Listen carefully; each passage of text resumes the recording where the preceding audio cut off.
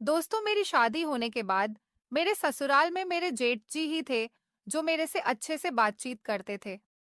फिर कुछ महीने बाद ही मेरे जेठ जी रोज मुझे, दोस्तों मेरा नाम श्वेता है, हम 3 बहनें और 2 भाई थे।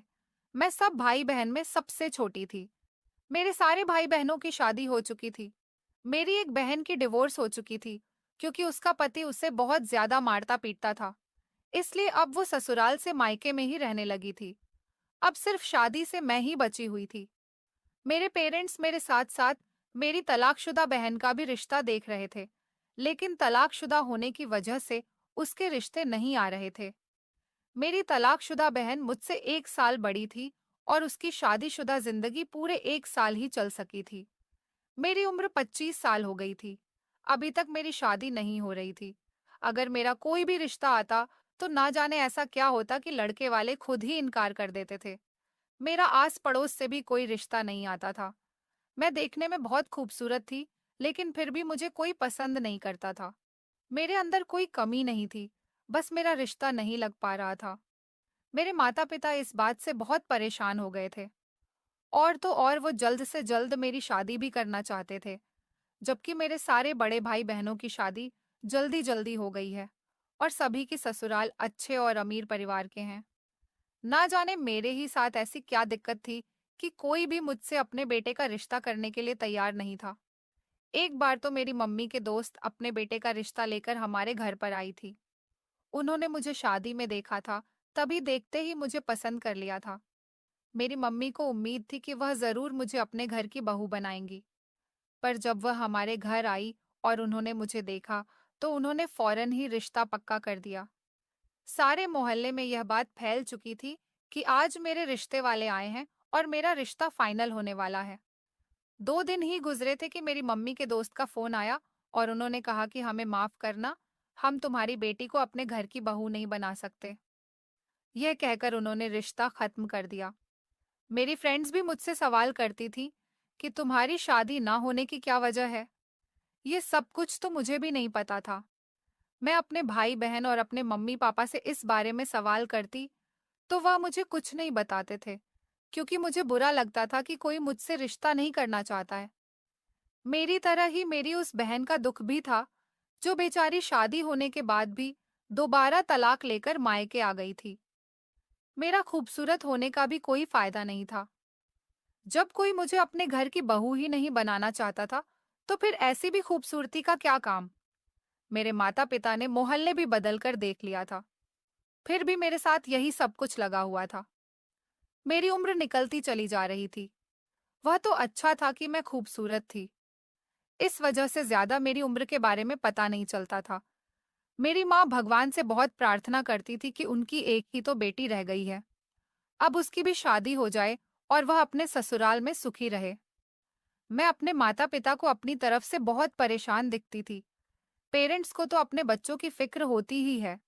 फिर एक दिन चमत्कार हो गया और मेरे लिए एक अच्छा सा रिश्ता आ गया। उन लोगों ने मुझे देखते ही रिश्ता फाइनल कर दिया और लगभग 1 महीने के बाद मेरी जल्दी जल्दी में शादी हो गई, क्योंकि मेरे पेरेंट्स इस रिश्ते को हाथ से नहीं जाने दे सकते थे। मेरी शादी नायडू के घर में हुई थी। अब मेरी तलाकशुदा वाली बहन ही शादी से रह गई थी और मेरे घर वाले उसके लिए भी अच्छा रिश्ता तलाश कर रहे थे, पर अभी तक उसके लिए कोई सही रिश्ता नहीं मिल सका था। मेरी बहन का नाम कनक था। मेरे माता पिता भी ज्यादा अमीर लोग नहीं थे। मेरे ससुराल में मेरी सास जेठ और मेरे पति रहते थे। बाकी घर में कोई नहीं था। घर बहुत अच्छा बना हुआ था। मेरे पति का नाम मुकेश था और मेरे जेठ का नाम सुनील। दरअसल मेरे जेठ ने शादी नहीं की थी, वह भी नहीं थे और लोगों के बाल काटते थे। दोनों भाई एक ही दुकान पर लगे हुए थे। मेरे जेठ ने अपनी माँ से कहा था कि पहले मैं अपने छोटे भाई की शादी करना चाहता हूँ, उसके बाद मैं अपनी शादी कर लूंगा। शायद किस्मत में मेरे पति की ही शादी पहले लिखी हुई थी, इसलिए पहले मेरे पति की शादी हो गई। मुकेश देखने में बहुत अच्छे थे और अब उन्होंने मुझे शादी की रात देखा, तो वह मुझे देखते ही कंफ्यूज हो गए थे। उन्हें अपनी आंखों पर विश्वास नहीं हो रहा था कि उनको इतनी खूबसूरत पत्नी भी मिल सकती है। मेरे पति के हाथ पैर घबराहट की वजह से फूल गए थे। मुझे लगा कि इतना नर्वस होना तो नॉर्मल सी बात है, पर मेरा पति तो बेहोश ही हो गया था। सारे रिश्तेदारों को कमरे के अंदर आना पड़ गया था। अच्छा खासा मजाक बन गया था, क्योंकि सारे मेहमान ही बहुत हंस रहे थे। पर मेरा जेठ काफी परेशान था। थोड़ी देर के बाद मेरे पति की हालत तो ठीक हो गई थी और वह ऐसे रिएक्ट कर रहे थे जैसे कोई बात ही नहीं हुई थी। फिर उसके बाद हम दोनों पति पत्नी ने प्यार भरी बातें की और फिर हम लोग सो गए। अगले दिन सारे मेहमान भी जा चुके थे और मेरी शादीशुदा जिंदगी की शुरुआत हो गई थी। शादी के अगले दिन मेरे पति के नंबर पर मेरी एक फ्रेंड की कॉल आ गई। उसने मुझे मुबारकबाद देने के लिए कॉल की थी। फिर अचानक बातों में मेरी फ्रेंड ने कहा कि तुम्हारे पति और जेठ नहीं है, तुम उन्हें हमारे घर पर भेज दो। मेरे पापा और दादाजी भी बाल कटवाना चाहते हैं। मैंने अपने पति से बात की तो उन्होंने कहा हम लोग तो बिजी रहते हैं क्योंकि हम अपनी दुकान पर काम करते हैं। मैंने अपने पति के जाने के बाद इस बारे में जेठ से बात की तो उन्होंने तो एक अजीब सी बात कही कि मैं किसी के घर नहीं जाता, जिसको जो भी काम है वे हमारी दुकान पर आ सकता है। मैंने कहा, भला घर जाने में बुराई ही क्या है? आपको घर जाने में ज्यादा पैसे मिलेंगे। काम तो एक जैसा ही है, दुकान हो या किसी का घर। और फिर मेरी फ्रेंड को जब पता चला कि आप लोग नहीं हो, तब उसने बड़ी उम्मीद के साथ मुझे फोन करके कहा कि तुम अपने पति और जेठ को भेज दो। अब आप दोनों ना सही, पर दोनों में से कोई एक तो चले जाओ। मैं नहीं चाहती कि मेरी फ्रेंड के सामने मेरी बात खराब हो। मैंने कहा मेरी फ्रेंड काफी अमीर है, उसके घर चले जाओ, वहां से आपको अच्छे खासे पैसे मिल जाएंगे। पर मेरे जेठ ने साफ इनकार कर दिया। मैं अपने जेठ की जिद देखकर हैरान रह गई थी कि भला यह किस तरह की जिद थी। मैंने अपनी फ्रेंड से माफी मांग ली और कहा कि मेरे जेठ और पति दोनों ही बहुत ज्यादा बिजी हैं, इसलिए तुम्हारे घर पर नहीं आ सकते। बाद में मुझे पता चला कि मेरे जेठ किसी के भी घर जाकर काम नहीं करते। जो भी कस्टमर होता है वो उनकी दुकान पर ही आता है। सब लोग कहते हैं कि मेरे जेठ पुराने नहीं हैं, इसलिए उनको मेरे पति से भी अच्छा काम आता है। मेरे पति ने ये वाला काम तो हाल ही में शुरू किया था, लेकिन इससे पहले वो गारमेंट्स की दुकान पर कपड़े बेचते थे। मेरे पति की और जेठ जी की दुकान बहुत अच्छी चलती थी।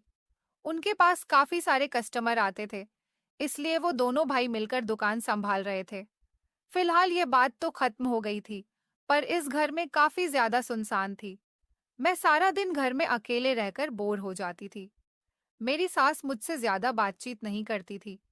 वह बहुत ज्यादा संस्कारी औरत थी और हमेशा अपने कमरे में रहकर पूजा पाठ करती रहती थी। मैं घर का सारा काम करती थी। अपनी सास का खाना और उनकी दवाइयाँ मैं उनके कमरे में ही जाकर देती थी। लेकिन मुझे बहुत सुकून था कि मुझे यहाँ पर ज्यादा काम नहीं करना पड़ता था। ज्यादा बड़ी फैमिली नहीं थी, इसलिए मैं जल्दी जल्दी काम करके फ्री हो जाती थी। एक सास ही तो थी, वह भी सारा दिन अपने कमरे में रहती थी और उन्हें मेरे किसी भी काम से कोई मतलब नहीं होता था। वह मेरी लाइफ में इंटरफेयर नहीं करती थी। बाकी मुझे इन सब लोगों के काम करने पर कोई ऐतराज नहीं होता था। एक दिन हमारे घर पर पड़ोस की ही एक औरत घर आई थी। उन्होंने मुझे देखा तो वह बहुत खुश हुई थी। वह मेरी सास से मिलने के लिए आई थी, पर मेरी सास सो रही थी, इसलिए वह मेरे पास ही मुझसे बात करने के लिए बैठ गई। वह मुझे देखकर कहने लगी, बहू, तुम इतनी खूबसूरत हो, तुम्हें तो बहुत अच्छा रिश्ता मिल सकता था, तो फिर तुम यहाँ क्यों आ गई? तुम्हारे माता पिता ने कुछ सोच समझकर तुम्हारी शादी नहीं की क्या? खूबसूरत लड़कियों के रिश्ते तो बड़ी आसानी से और अपने लोगों के यहाँ ही लग जाते हैं। मैंने कहा कि यह सब तो भगवान की मर्जी की बात है। उसने जिसके साथ जोड़ी बनाई होगी, शादी तो उसी के साथ होनी है ना। थोड़ी देर के बाद मेरी सास जाग गई तो वह उनके कमरे में ही बातें करने के लिए चली गई थी। उनका चाय नाश्ता मैं करा चुकी थी।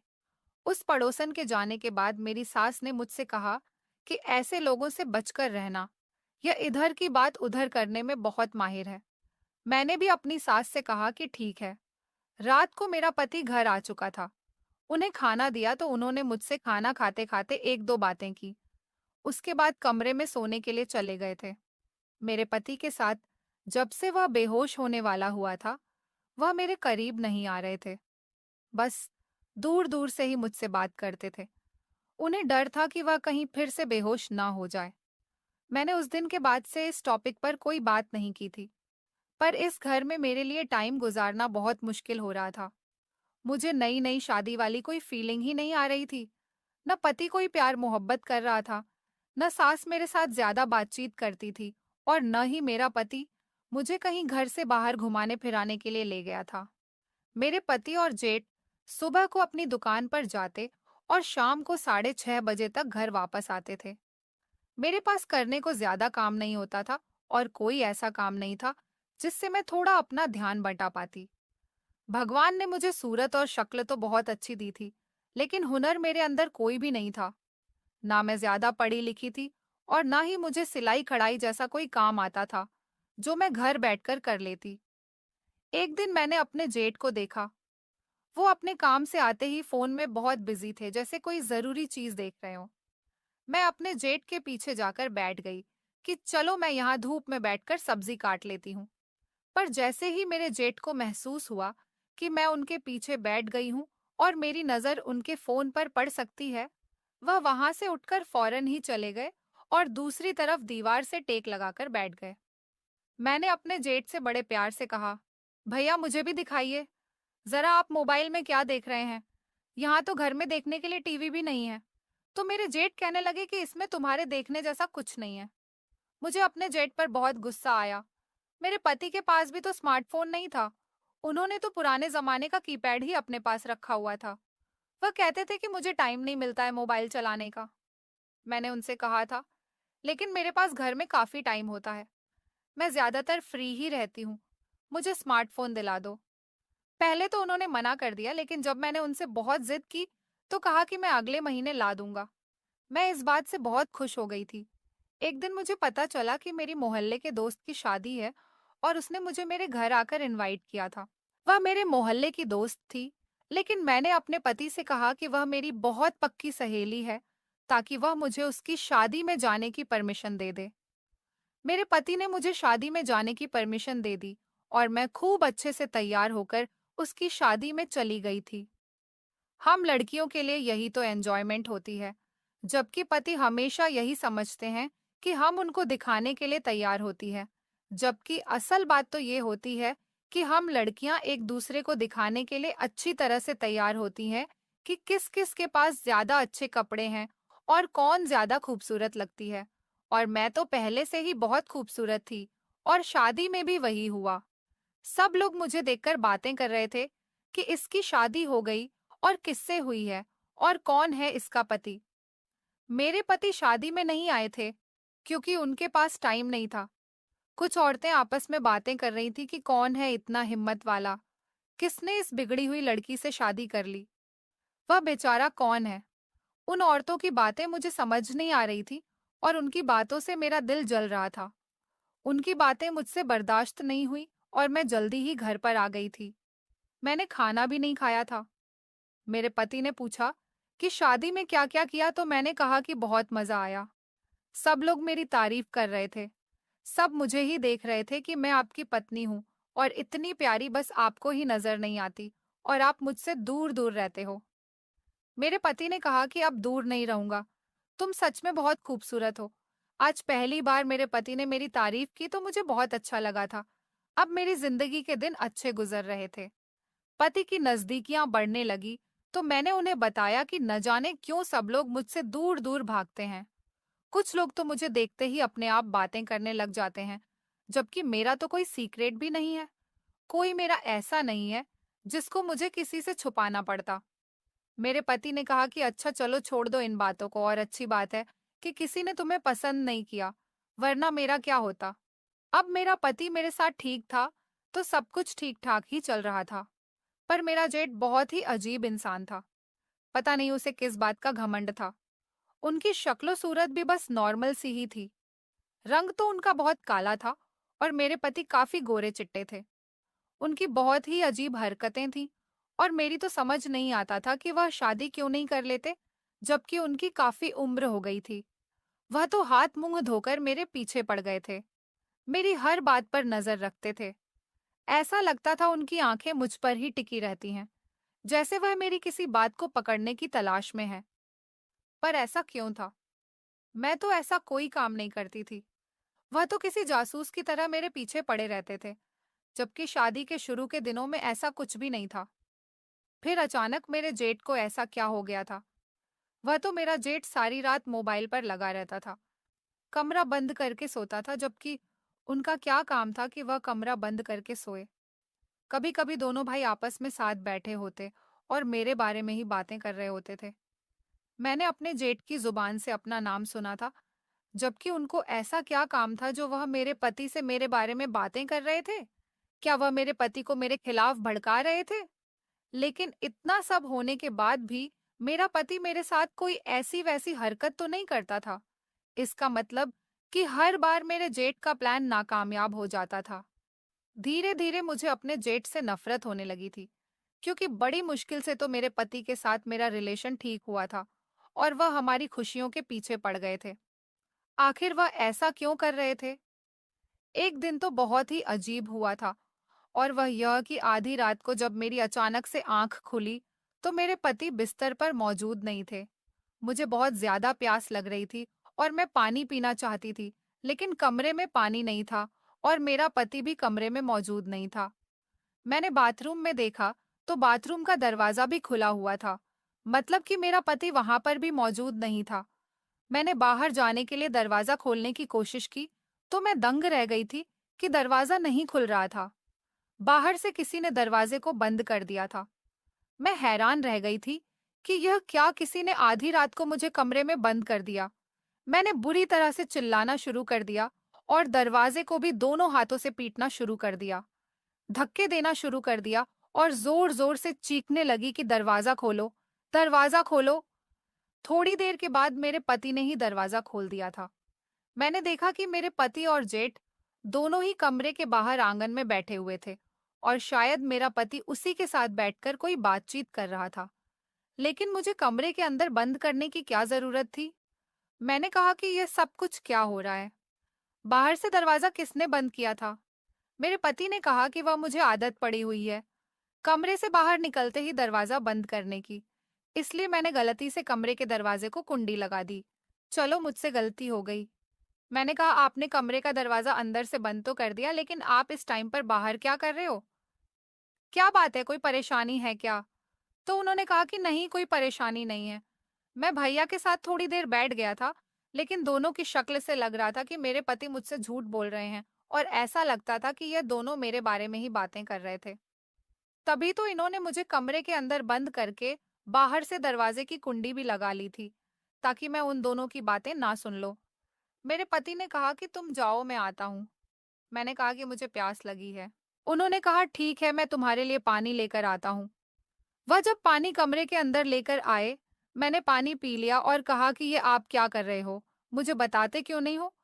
आधी रात को आखिर ऐसी कौन सी बातें हो रही थी?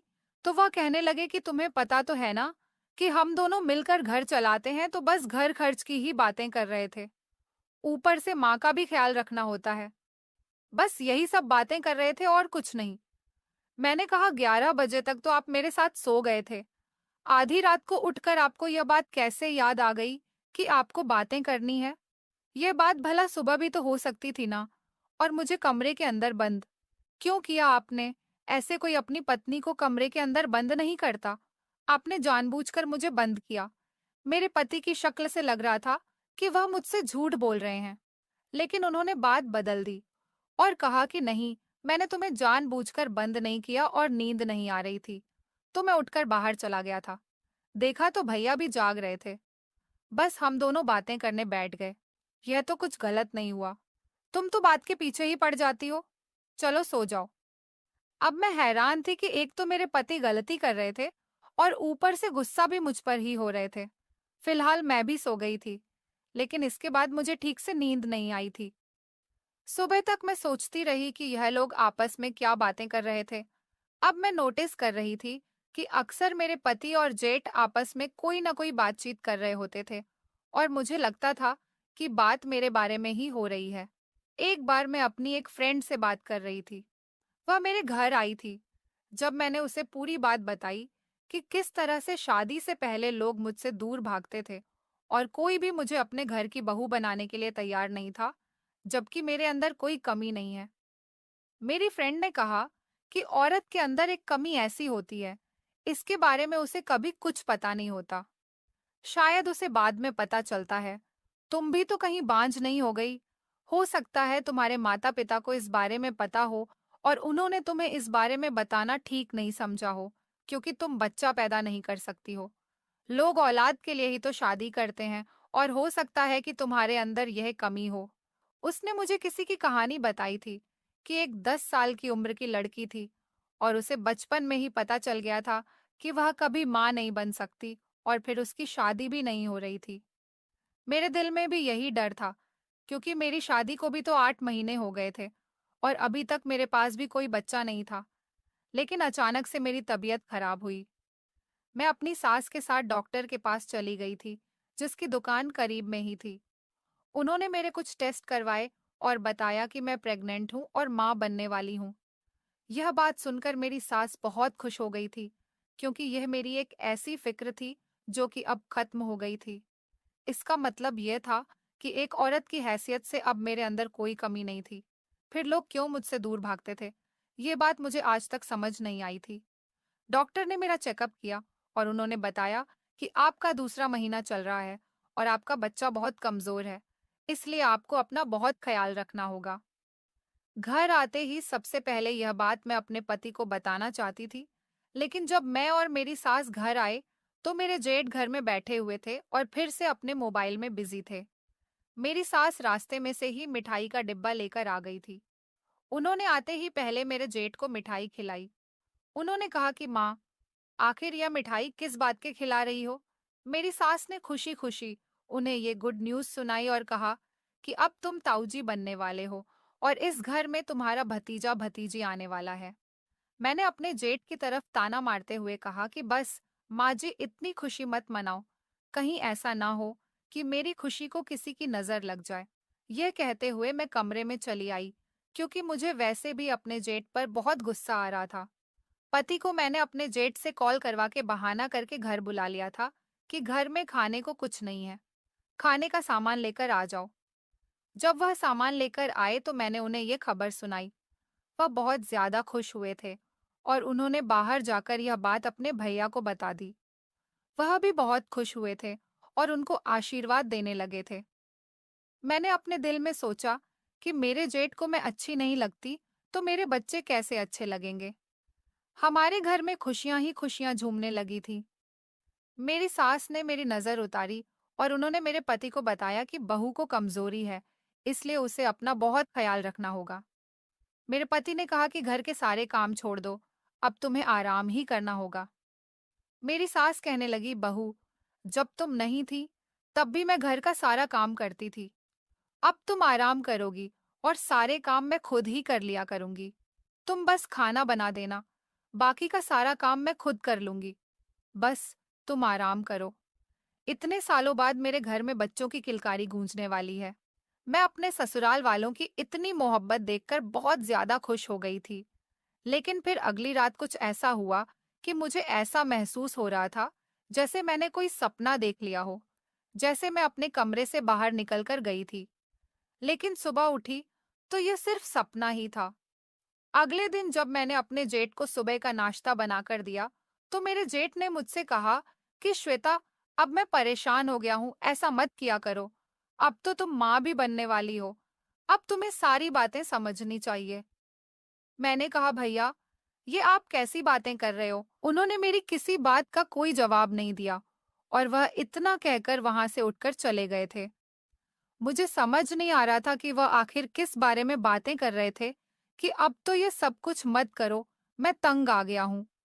मैं ऐसा क्या कर रही थी और उसका नुकसान मेरे जेठ को हो रहा था, जिससे वह तंग आ गए थे। मैंने यह बात अपने पति को बताई कि आखिर भैया का इस बात से क्या मतलब है और वह मुझे ऐसी बातें क्यों कहकर गए। लेकिन मैं क्या करती, मुझे कुछ समझ नहीं आ रहा था। फिलहाल मैंने इस बात पर कोई एक्शन नहीं लिया और मेरे पति ने भी कहा था कि मैं भैया से खुद बात कर लूंगा। एक दिन मैं अपने जेठ के कमरे की सफाई कर रही थी, तभी अचानक मुझे उनके कमरे के फर्श पर एक पर्चा पड़ा हुआ मिला। मैंने उसे खोलकर देखा तो मैं हैरान रह गई थी। इस पर किसी का नंबर लिखा हुआ था। मैंने उसे संभाल कर टेबल पर रख दिया था। लेकिन फिर मैंने दोबारा से वह पर्चा उठाया और खोलकर देखा। यह नंबर मुझे जाना पहचाना सा लग रहा था और फाइनली मैं इस नंबर को पहचान भी गई थी। यह तो मेरी बहन का नंबर था, कनक का, जो तलाक लेकर अपने पति से झगड़ा करके घर पर आ गई थी। लेकिन मेरी बहन का नंबर आखिर मेरे जेठ के पास क्या कर रहा था? मैं परेशान हो गई थी और सोचने लगी थी, और मुझे बहुत गुस्सा आ रहा था कि मेरी बहन का नंबर मेरे जेठ के पास क्यों है और इन दोनों का आपस में क्या कांटेक्ट है। मैंने फौरन ही अपने पति के मोबाइल से अपनी बहन को कॉल किया और उससे कहा कि मेरे जेठ के कमरे से तुम्हारा नंबर मिला है। मैं समझ गई थी कि मेरी तलाकशुदा बहन का अफेयर मेरे जेठ के साथ चल रहा है, तभी तो उनके कमरे से मुझे मेरी बहन का नंबर मिला। इसलिए मैंने अपनी बहन को फोन किया, और मैंने जब अपनी बहन के नंबर पर फोन किया तो मेरी मम्मी ने कॉल रिसीव की थी। मैंने मम्मी से कहा कि कनक का नंबर मेरे जेठ के कमरे से मिला है। अब मैं इस बारे में कनक से घर पर आकर ही बात करूंगी। मेरी मम्मी ने कहा तुम्हें घर आने की कोई जरूरत नहीं, तमाशा मत बनाओ। मैंने कहा कि तो फिर कनक को क्या काम है मेरे जेठ के साथ? क्या कनक मेरे जेठ से बातें करती है? मम्मी ने कहा खामोश हो जाओ और अपने काम से काम रखो। ये कहकर मम्मी ने कॉल कट कर दी। अब मैं समझ गई थी कि इन दोनों का कोई ना कोई तो चक्कर चल रहा है। मैं नहीं चाहती थी कि मेरी बहन का कोई भी रिश्ता मेरे जेठ के साथ हो, क्योंकि मुझे अपना जेठ बिल्कुल भी पसंद नहीं था। इसलिए मैं अपनी बहन को अपने जेठ से बचाकर रखना चाहती थी। मैंने अगले ही दिन अपनी सास और पति को बिठाकर सारी बात बताई। मैंने अपने चेहरे पर कोई भी गुस्सा नहीं लाया हुआ था, बल्कि बहुत ही प्यार और तसल्ली से बात की थी। मैं नहीं चाहती थी कि मेरी सास को अपने बेटे की बात सुनकर बुरा लगे। मौके पर ही मेरे जेठ भी आ गए थे, तो मैंने उनसे सवाल किया कि यह सब कुछ क्या हो रहा है, और उनको यह भी बता दिया कि क्या इस बारे में मेरी मम्मी भी जानती हैं। मेरे जेठ ने कहा कि श्वेता, दरअसल मैं तुम्हारी तलाकशुदा बहन के साथ शादी करना चाहता हूँ और मैं उसे पसंद करने लगा हूँ। हाँ, यह गलत बात है कि मुझे इस बारे में तुम्हें पहले ही बता देना चाहिए था। मैंने उसे तुम्हारी शादी में पसंद किया था। जब मुझे पता चला कि उसकी तलाक हो गई थी और उसका पति उसे बहुत मारता था। तुम्हारी बहन बहुत मासूम है। मुझे उसकी मासूमियत अच्छी लगी थी, इसलिए मैंने फैसला किया कि मैं उससे शादी करूंगा और इसे अपने घर में जगह दूंगा। हम दोनों की आपस में बातचीत होने लगी। लेकिन फिर तुम्हारी शादी के कुछ दिनों के बाद मुझे कनक ने एक ऐसी बात बताई जिसे सुनकर मैं हैरान रह गया था। मैंने बड़ी हैरानी से अपने जेठ की तरफ देखते हुए कहा कि कौन सी बात है, मेरी ऐसी कोई बात नहीं है जिससे आपको हैरान होना पड़े। मैंने अपने पति और सास की तरफ देखकर कहा, मेरी ऐसी कोई बात नहीं है। मैं उन लड़कियों में से नहीं हूं जिनका कोई मैटर हो। मेरा कोई बॉयफ्रेंड भी नहीं था। मेरी तो कभी किसी लड़के के साथ फ्रेंडशिप भी नहीं हुई।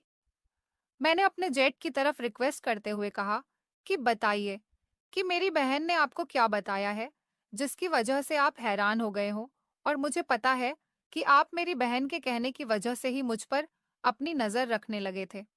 मेरी बहन ने आपको जो भी बताया वो झूठ ही होगा, क्योंकि मैं उससे कहीं ज्यादा खूबसूरत हूँ। वह मुझसे पूरे 1 साल बड़ी है और मुझसे शादी से पहले बहुत झगड़ती थी, इसलिए उसने मुझसे बदला लेने के लिए ही आपको मेरे खिलाफ भड़काया होगा। मेरे जेठ ने कहा कि उसने मुझे जो भी बताया है वह सब कुछ सच है, क्योंकि मैंने तुम्हारे माता पिता से भी बात की थी। उन्होंने भी कहा था कि यह बात सच है, लेकिन उन्होंने हमें शादी से पहले इसके बारे में कुछ नहीं बताया था। शादी के बाद ही मुझे तुम्हारी बहन की वजह से सब कुछ पता चला, और इसी सब को लेकर हम दोनों भाई आपस में बातें किया करते थे कि तुम्हारा बहुत ज्यादा ख्याल रखना होगा। मैंने कहा कि मेरा क्यों ख्याल रखना होगा? मैं ऐसा क्या करती हूँ? क्या मैं घर से बाहर निकल जाती हूँ? मैं तो यही समझ रही थी कि यह लोग मुझे कैरेक्टरलेस कह रहे हैं। फिर मेरे जेठ ने कहा कि तुम्हारा ख्याल रखने से मतलब है कि तुम्हें बंद करके रखना होगा। फिर उन्होंने मुझे असल बात बताई, तो मैं सुनकर हैरान रह गई थी, क्योंकि यह रात जानने के बाद मेरी जिंदगी की सारी उलझनें मुझसे दूर चली गई थी। क्योंकि रात जानने के बाद मुझे मेरे सारे सवालों का जवाब मिल गया था। दरअसल मुझे नींद में चलने की बीमारी थी, और नींद में चलकर ही मैं हमेशा किसी दूसरे इंसान के कमरे में जाकर सो जाती थी या फिर घर से बाहर निकल जाती थी। ये बात मेरे सारे रिश्तेदार और मोहल्ले वाले जानते थे। मुझे इस बारे में कभी कुछ नहीं पता था, क्योंकि मेरे माता-पिता नहीं चाहते थे कि अपनी इस बीमारी को सुनकर मैं अपना दिल छोटा करूं और अपनी इस बीमारी की वजह से मैं कहीं डिप्रेशन का शिकार ना हो जाऊं। इसलिए उन्होंने मुझे यह बात नहीं बताई थी। फिर जब शादी के बाद मेरी बहन और मेरे जेठ की आपस में फोन पर बातें होने लगी, तो उसने बातों ही बातों में मेरे जेठ को यह बात बता दी थी। मेरे जेठ को मेरी बहन पसंद आ गई थी। उन्होंने मेरी शादी में ही उसको पसंद कर लिया था और मेरी बहन भी मेरे जेठ के साथ शादी करने के लिए तैयार थी। मेरे जेठ ने इस बारे में मेरे माता-पिता से बात कर ली थी और कहा था कि वह उनकी तलाकशुदा बेटी से शादी करना चाहते हैं और जल्द ही वह इस बारे में अपने घर पर मुझे और अपनी माँ को भी बता देंगे। मेरे माता-पिता को इस रिश्ते से कोई ऐतराज नहीं था, क्योंकि मैं भी अपनी ससुराल में अच्छी रह रही थी। एक ना एक दिन तो मेरे ससुराल वालों को ये बात पता चल जानी ही थी। मेरे माता-पिता ने ये बात मेरे ससुराल वालों को शादी से पहले इसलिए नहीं बताई थी कि जिन लोगों को ये बात पता होती थी, वो लोग मुझसे शादी नहीं करते थे। बड़ी मुश्किल से तो यहाँ पर मेरा रिश्ता लगा था। एक दिन मेरे जेठ को जब एहसास हुआ कि मैं नींद में चलकर उनके कमरे में जाकर सो गई, तो वो बहुत ज्यादा हैरान रह गए थे और उन्होंने ये बात मेरे पति से की थी। और फिर इस तरह से मेरे पति को भी पता चल गया था और मुझे कभी इस बारे में पता नहीं चला, क्योंकि मेरी नींद बहुत पक्की थी। मेरे पति ने मेरे घर वालों से बात की, तो उन्होंने कहा कि यह बात सच है और उनकी बेटी को नींद में चलने की बीमारी है। लेकिन हमने आपको इसलिए नहीं बताया था क्योंकि उनकी बेटी का कहीं भी रिश्ता नहीं लग पा रहा था। जब मैं 16 साल की थी, तो एक दिन मैं नींद में अपने चाचा के बेटे के कमरे में जाकर सो गई थी। मेरी चाची तो वैसे भी बहुत बुरी औरत थी। उन्होंने इस बात का गलत मतलब निकालकर सारे मोहल्ले में इस बात को आग की तरह फैला दिया था और सब लोगों को यही भरोसा दिलाया था कि मैं गलत लड़की हूँ और जबरदस्ती लड़कों के कमरे में जाकर सो जाती हूँ। और उनको लगता था कि मैं एक्टिंग करती हूँ, मुझे कोई बीमारी नहीं है, मैं कैरेक्टरलेस लड़की हूँ और जानबूझकर मैं किसी के भी साथ सो जाती हूँ। यह बात मेरे घर वालों ने मुझसे छुपाए रखी थी। फिर एक दिन मेरे पति को पता चल गया, इसलिए वह दोनों भाई आपस में बातें करते रहते थे कि मेरे साथ क्या किया जाए। यहाँ ससुराल में किसी को यह बात पता ना चले, इसलिए वो दोनों मेरा ख्याल रखना चाह रहे थे और अब मैं माँ बनने वाली थी। तब से वो दोनों मेरा और भी ज्यादा ख्याल रखने लगे थे। तभी मेरे जेठ ने कहा था कि अब तुम ऐसी हरकतें मत किया करो, मैं तुमसे तंग आ गया हूँ। इसका मतलब यही था कि मैं नींद में चलकर उनके कमरे में चली जाती थी। लेकिन मुझे बिल्कुल भी ऐसा कुछ याद नहीं था कि मैं कब और किस तरह से अपने जेठ के कमरे में जाती हूँ। मेरे पति ने मुझे वीडियो भी दिखाई कि तुम किस तरह से चलकर जाती हो। मैं वीडियो देखकर हैरान रह गई थी और मैंने अपने पति, सास और जेठ से कहा कि मुझे यह बीमारी है। इस बारे में तो मुझे कुछ नहीं पता था, लेकिन मैंने आप लोगों को जितना भी तंग किया, उसके लिए आप मुझे माफ कर दो। मेरी सास और जेठ ने कहा कि इसमें तुम्हारी कोई गलती नहीं। मैंने अपने पति से कहा था कि क्या इस बीमारी की वजह से कल को मुझे कोई नुकसान पहुंच जाए या मैं लाचार हो जाऊं, मुझे कोई और बीमारी हो जाए, तो क्या तुम मुझे अकेला छोड़ दोगे? मेरे पति ने कहा कि यह तुम्हारी गलतफहमी है। मैं तुम्हें बहुत प्यार करता हूँ। मैं भला तुम्हें कैसे छोड़ सकता हूँ? मुझे तुम पर पूरा भरोसा है, इसलिए तो मैं तुम्हारा ख्याल रखता हूँ। यह तुम्हारे अच्छे होने की पहचान है कि तुमने इतने अच्छे तरीके से मेरे घर की गृहस्थी को संभाल कर रखा है। ऐसा ना हो कि किसी दिन नींद में तुम घर से बाहर निकल जाओ और तुम्हारे साथ कुछ गलत हो जाए। इसलिए मैं और भैया तुम्हारे लिए परेशान रहते थे। और तुम्हें पता है, जब मुझे पता चला कि तुम्हें ये प्रॉब्लम है, तो थोड़ी देर के लिए मैं भी परेशान हो गया था। लेकिन फिर भैया ने मुझे तसल्ली दी और उन्होंने कहा कि श्वेता बीमार है, वह अपनी मर्जी से ऐसा कुछ नहीं करती। उन्होंने मुझे बहुत समझाया और उस दिन के बाद से ही मैंने फैसला कर लिया था कि मैं तुम्हें यह बात पता चलने नहीं दूंगा। अगर तुम्हें यह बात पता चली, तो तुम्हें बहुत दुख पहुंचेगा। मैंने अपने जेठ से माफी मांगी और कहा कि मुझे माफ कर दीजिए।